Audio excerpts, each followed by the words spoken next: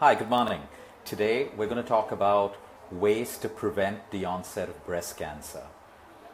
Now, the National Cancer Institute states that 33% of breast cancers are preventable. I believe for that figure to be much, much higher. We can prevent a lot of cancers, not just breast cancers, when we look at powerful lifestyle changes. And every day I see about 15 to 20 patients, and almost 90% of them had some opportunity that they missed out on, which they could have done, and if done, could have prevented them from getting that cancer. And so today, the things I talk about are things that I believe in, things which are based on science, things which are based on the right science, on logic, on experience. It may apply to anyone. It may not be applicable to everyone. So it's what I believe in, and it's what I have seen that works. So I'm going to share all of these points with you because I can promise you one thing. Prevention, like the old proverb goes, is far better than cure. You want to prevent a disease as much as you can, because once you get into that whole vicious trap, and I call it a vicious trap because then there's a pill and there's another pill for the side effect of the first pill, and you move from one test to another and one treatment to another, and finally, like most people never expire or die because of the cancer. They die because of the side effects of the treatment. So let's get right into it today. The first tip is movement, exercise. I'm talking about simple movement and simple exercise. And why? We all have a lymphatic system. The job of the lymphatic system is to drain out cellular waste from your body. Now, most lymphomas, most carcinomas which are found in breasts, or lymph nodes which are infected, is nothing but a jammed up lymphatic system, a toxic lymphatic system. And when your lymphatic system is toxic, it is the toxins, which is simply nothing but poison, that affects the energy balance of a cell, that affects the DNA of a cell, which creates an environment in your system for the wrong genes to be expressed. And then you have a mutation, you have division, uncontrollable division of cells, and you have a cancer. When you exercise, you stimulate your lymphatic system to work better. So even people with cancer, I encourage them to take a couple of steps every day, because each time you take a step, you stimulate your lymphatic system. Simple exercises that involve movement in your upper body and your lower body. I'm not talking about intense jumping jacks or CrossFit or HIIT. I'm talking about simple movement stimulates your lymphatic system. And it's simple. When you stimulate your lymphatic system, when you work out, you sweat. Your skin is the largest eliminatory organ of the human body, and you can sweat out lead, you can sweat out toxins, which if you don't sweat, you keep it in your system, and it can cause anything from a cancer to any disease which is related to the accumulation of toxins, which is almost every single condition and ailment. So movement, you need regular, disciplined movement in your life. That's number one. Since we were talking about skin, let's move into point number two, which is the overuse of cosmetics. Now, I know this point won't go down well with most of you, especially the women out there, but most of the cosmetics you use every day is filled with toxins and carcinogens. These carcinogens seep into your skin. That's how a skin product is designed, to seep into your skin, moisturize it, make you look more beautiful, cut out the oil production in a face which is oily, right from your eyeshadow to your antiperspirants, your deodorants. Believe me, it has a toxic impact in your body. Most of these create xenoestrogens in your body, which are nothing but they mimic estrogen in your body, and then your liver cannot deal with the overload of estrogen in your body. And all of these things contribute to cancer at some point or the other. The amount of creams that people use today, just think of it, that's the amount of carcinogens and toxins that's seeping into your skin. So am I trying to tell you stop using cosmetics and stop using deodorants? No. Try and use the right ones. There are many, many chemical-free deodorants, lipsticks, eyeshadows, all of that available in the market. And I would encourage you to try reducing your consumption of the toxic ones and moving towards the non-toxic ones. I'm also talking about all your hair treatments, all the amount of chemicals that they put in your hair to straighten out your hair, to make your hair look better. All of that gets into your skin.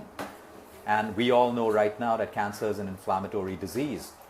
And when we help detoxify the liver, the kidneys, the colon, the skin, the lungs, we can reduce the toxic overload of your body, and that's what enables us to heal, and that's what enables us to prevent. So we need to understand that we need to reduce the amount of cosmetics that we use.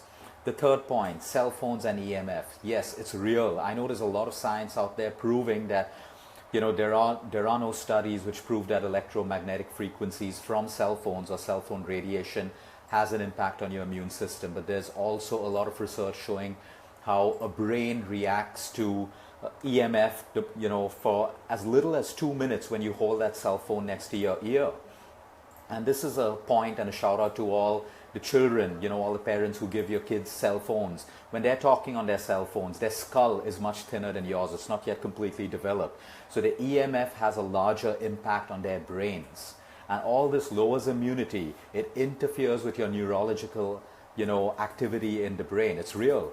Which is why I could tell you that a lot of my patients who come to me with migraines, most of them feel a difference and they feel relief only by shutting off their Wi-Fi at night, only by removing their cell phones out of their sleeping space, by putting off Wi-Fi, cutting off all EMF sources, and they sleep better and their migraines tend to get better. Of course, that's not the only solution, but it does play a massive role in headaches. EMF's radiation is real. It impacts your immunity, and we've seen it. I've seen so many cases, especially in our own city, where people have cancer, and then I ask them where they live, and we look up on their terraces, we look at buildings around them, and it is full of these frequency and radiation towers, and there is a direct link between their cancer and the EMF. Okay, now we talk about your workout clothes and we talk about your bras. When you wear an underwire bra, when you wear a bra that's too tight for you, when you stay in your workout clothes way after your workout, guess where the underwire bra passes? It is just below the bottom of your armpits, and that's where your lymph nodes are. That underwire puts pressure and cuts out circulation of your lymph nodes. Now your lymph nodes are very, very important glands. Toxins have to pass through them. Think of it as a gateway. If that gateway is blocked, the toxins stay on either one side, which is either closer towards your breast or across the lymph node and in the other part of your body.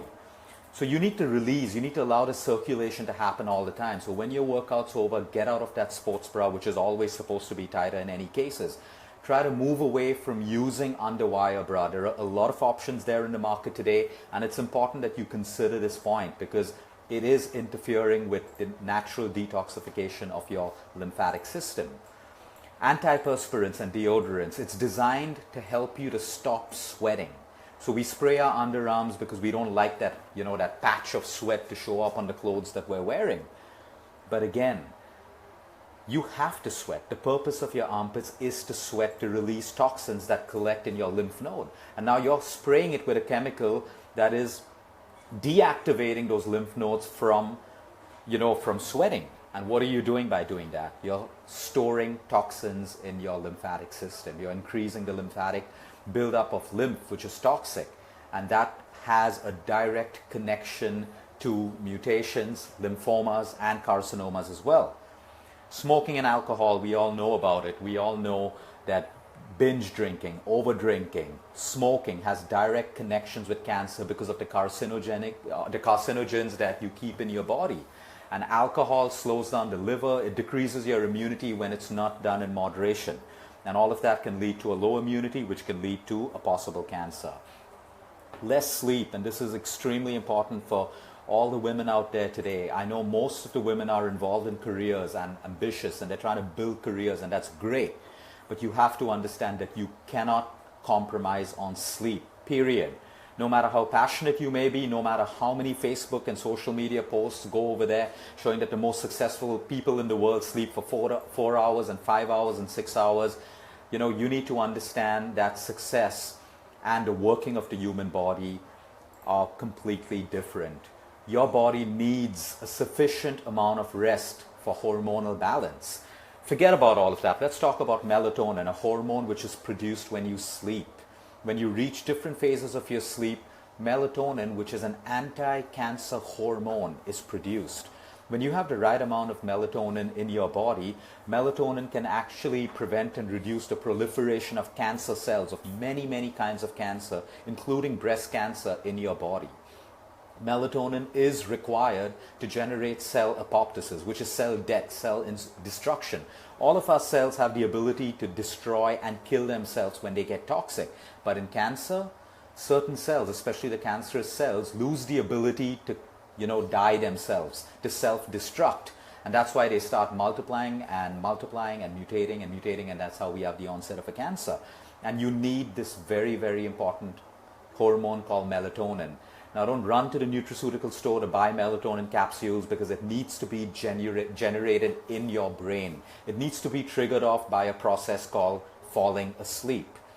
As your body prepares for sleep, as the light around you diminishes, artificial light and the natural light starts getting less. It's called a luminance factor. It's like moonlight. You can fall asleep under the moon. That light won't disturb you, because the luminance factor is far lesser than artificial light that we have today. And that stimulates the production of melatonin. You interfere with your cycles of sleep or the quantity of sleep, and you disrupt the production of melatonin. And melatonin creates all of these problems.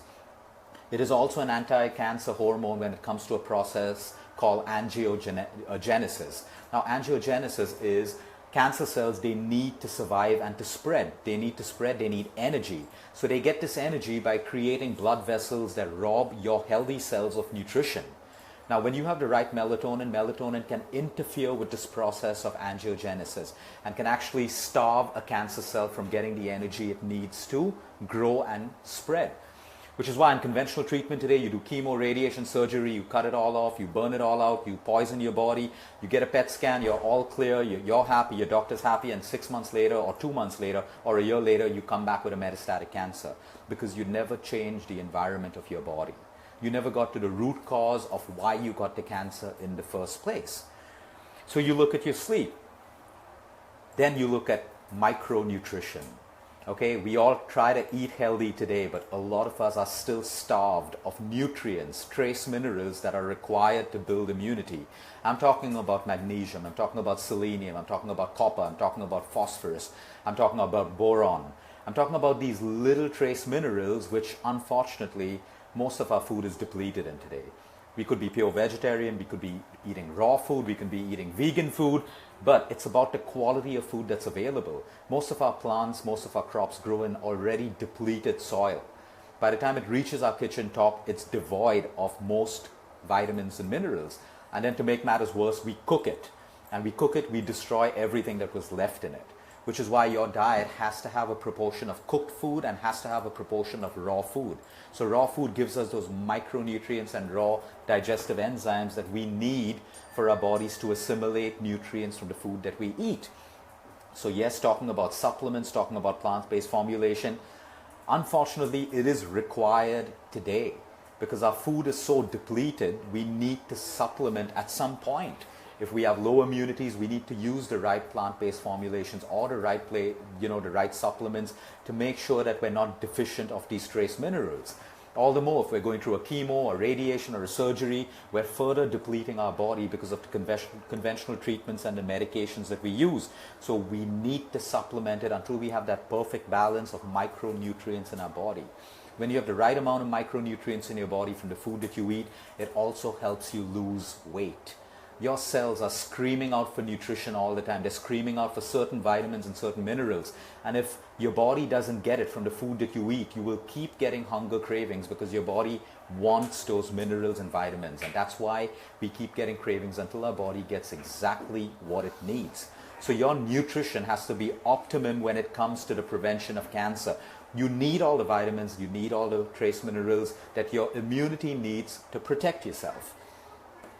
Let's talk about water. Even a 1% drop in your water intake will decrease your immunity. Last week, 96% of the cases that came to me for treatment, they had to do just one thing, increase their water intake. People were drinking glasses like 2 glasses of water, 3 glasses of water, 4 glasses of water a day.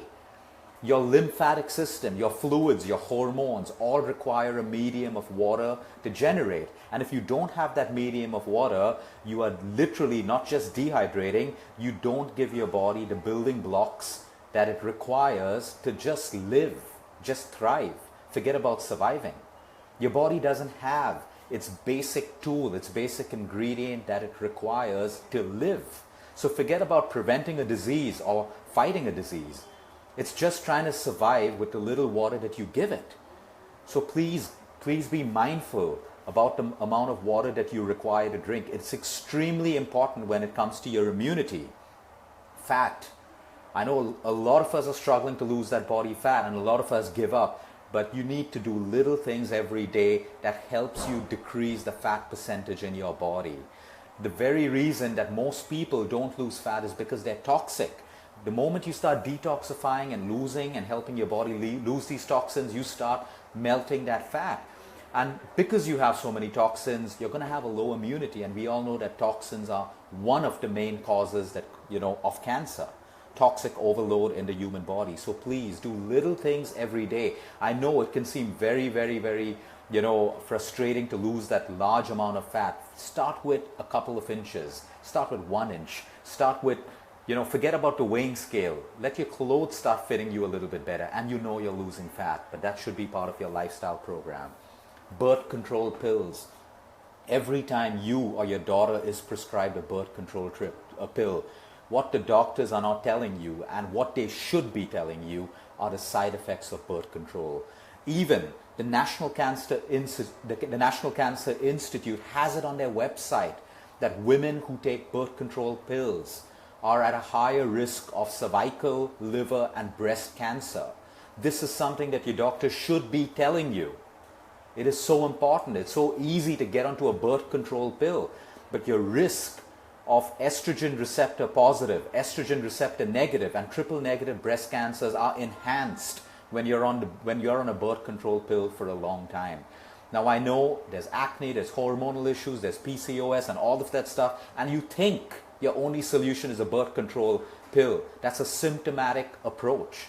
You need to get to the root cause, and you can go back and check out my video and the video that Dr. Abhay Talwalkar, who's an expert on PCOS, has laid down simple lifestyle changes and dietary changes where you can reverse your PCOS. It's a lifestyle disease. You get it because of poor lifestyle. You reverse it by changing your lifestyle. Please be mindful about birth control. And I know there are many people who need to be on it for specific reasons.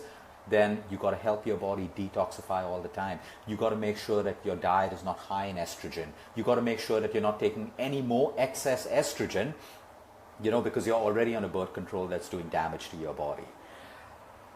Then we have my favorite point. 86% of the breast cancer cases that I diagnosed between 2015 and 2016 the root cause was emotional distress, chronic stress. And I keep talking about this point every day.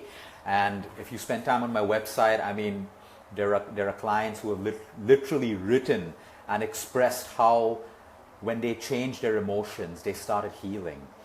The impact of negative emotions, chronic negative emotions and stress on you is detrimental. It can cause a cancer, and we have to understand how that happens. When you are chronically stressed, your cortisol levels, which is your stress hormone, is chronically high. When your cortisol is high, your thyroxine, your DHEA, your testosterone levels, all these hormones are on the lower side. And what do we need thyroxine for? It controls every metabolic reaction in your body, including immunity. DHEA is a precursor to immunity. Testosterone is required for immunity. So because we have high cortisol levels, which are chronically high, we've decreased immunity hormones in our body.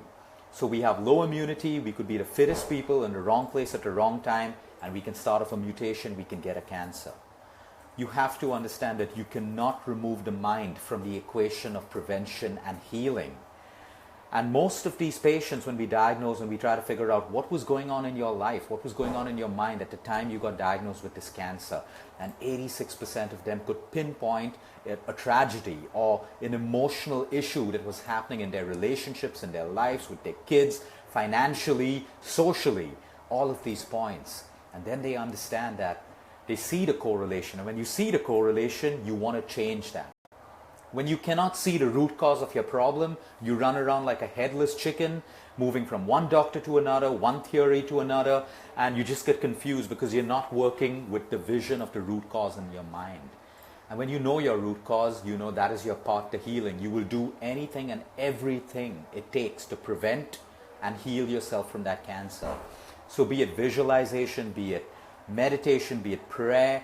I mean, you find out what gets you that spiritual balance. You find out what tool gets you to look within yourself and, either let go or accept without leaving any residue in your mind and your heart. These are easy words that I use, so easy, but yet so powerful. Acceptance and letting go. Everyone who's going through emotional stress right now, you know it and I know it, that the solution to that emotional stress is if we can master the technique of letting go or accepting the situation. But it's difficult because what comes in between that is our pride, our feelings, other emotions. So we need to meditate, we need to go inside ourselves and really, really figure out why we hold on to something so long or why we can't let go and accept of something so long. And you can only find that answer when you look inside yourself. So considering your emotional state of mind is of prime importance when it comes to preventing breast cancer and healing it. And then there's second opinions and third opinions, because I can promise you half or more than half of the cancer cases which are diagnosed, most of them were never cancers in the first place. There's something called a false positive and there's something called a false negative. And it's brilliant when, a patient's gone through their journey and when you're speaking to them and you're diagnosing with them, they always say that, I never really felt I had a cancer in me. I was perfectly fine. It was just that this carcinoma showed up and the doctor said, go in for surgery, remove your breast, or a CA marker was on the higher side, but I was feeling active. I was fine. My life was fine. And believe me, you may want to start studying a little bit more about a false positive and a false negative, because I'll be honest with you, a lot of cancers were never cancer. It may be in your best interest to Google something called a ductal carcinoma. A ductal carcinoma, which is today known as a zero-stage breast cancer, is found in almost 50 to 60% of any woman, a healthy woman or an unhealthy woman. And unfortunately, it doesn't mean that you have a cancer. There is a carcinoma in your breast tissue, like men. All men, as you age, you will have 10% or 20% of a cancer in your prostate. It doesn't mean you have prostate cancer. And yes, I know this may sound completely different from what the whole medical world is telling you. All I'm asking you is not to believe me or, do a simple thing. Think about it.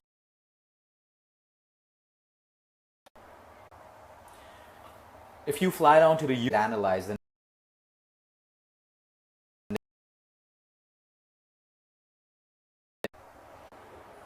I'm sorry about the network break. Yeah, if you fly off to a fancy hospital in the US today to get your prostate tested, okay, with a special new device or camera that has 18 different camera visions and angles, believe me, you are going to find something in your prostate. You are going to find something in your body. The more you look and the deeper you look in your body, you are going to find something. After all, no human body is perfect. And that little lesion that a normal camera couldn't find out, or that little nodule or that little cyst, now becomes cancerous, or a possibility of you having cancer in the future, and then you get involved in treatment which does nothing but lowers your immunity and actually makes that a possible cancer. All I'm asking you to do is think about it, because we're not getting better. The rates of people dying from cancer is not improving. In fact, people are getting sicker and sicker, and the percentage of metastatic cancers are getting higher and higher. So there's something wrong in the system, and all I'm asking you to do is think about it. The more you look into your body, the more you're going to find. Everyone talks about mammograms. No one talks about tomographies. Tomographies involve heat, infrared heat through your breast that can tell you where there's a blockage, where there could be a possible cyst. And that's non-invasive. It doesn't involve the squeezing of your breasts together, the mix-up of your brown tissues and your white tissues, which can possibly trigger off a cancer. It works on heat, but no one talks about a thermography today. Everyone talks about a mammogram, because a mammogram can push you into something called treatment. A thermogram can tell you that, hey, listen, there's something wrong, go back, change your diet, change your lifestyle, come back after 3 months. And you'll find in most cases that it's gone. And if it's not gone, then you move to the next level of treatment. Yes, we need chemo, we need radiation, we need surgery, all of that stuff, but we need for it to be done the right way, with a proper diagnosis. Be real, people, today. Every diagnosis doesn't last for more than 5 to 6 minutes, maximum 10 minutes. Do you think any doctor or any genius or any nutritionist in the world can figure out the root cause of a problem by spending 10 minutes with you? So your diagnosis and your prescription becomes something which is based on protocol, on a number, not on you as a person. It's not based on your lifestyle, your history of disease, what you've gone through, what you may be going through. It doesn't consider your mind or your emotions. It doesn't consider your nutrition. It doesn't consider your physical activity. In 10 minutes, decisions are being made for a woman to remove their breasts. All I'm asking you to do is think about it. Go for second opinions. Go for third opinions. Everyone will have a solution for you. But now it's time for you to use your brain and your logic and start making decisions which are not powered by fear. It's time for you to stop dropping doctors' names and, oh, I consider this best doctor in Singapore and Mexico. Yeah, they're great doctors. Okay? You need to stop and move away from that, from the best to what is right for you. I've seen the best doctors and the best nutritionists and everyone make mistakes at some point. They're so busy, they have this level of, oh, I know it all. So they decide that your cancer can be treated on the basis of what they've treated like 50 other cases. They don't consider that your body's different. Okay, your immunity is different, and you as a person is different from 50 other cases of breast cancer. So yes, I am telling you right now, you have the power to prevent cancer and heal cancer. You don't have that power. You create that power in your system. It's called your immunity. If you can empower your immunity to work the way it's meant to, your immunity is what will prevent cancer, and it is what that will have the possibility of healing you from cancer. Empower your immunity. Everything you do every single day should revolve around investing in your immunity. The food that you're putting in your mouth is either destroying your immunity or building great immunity. The way you breathe, the amount of oxygen you take in is either destroying your immunity or it's building good immunity. The amount of thoughts that you have in your head, if you have more negative thoughts, it's destroying your immunity. By replacing it with positive thoughts or moving on to a more spiritual part, is going to help you build your immunity. You have a more sedentary lifestyle, it is destroying your immunity. Get more activity in, and you're increasing your immunity. So these are all the tips that I have. I'm going to paraphrase it and put it up on my Facebook page and on the YouTube page. It's real. Prevention is real. Prevention is everything. Until next time, eat smart, move more, sleep right, and breathe deep. Thank you.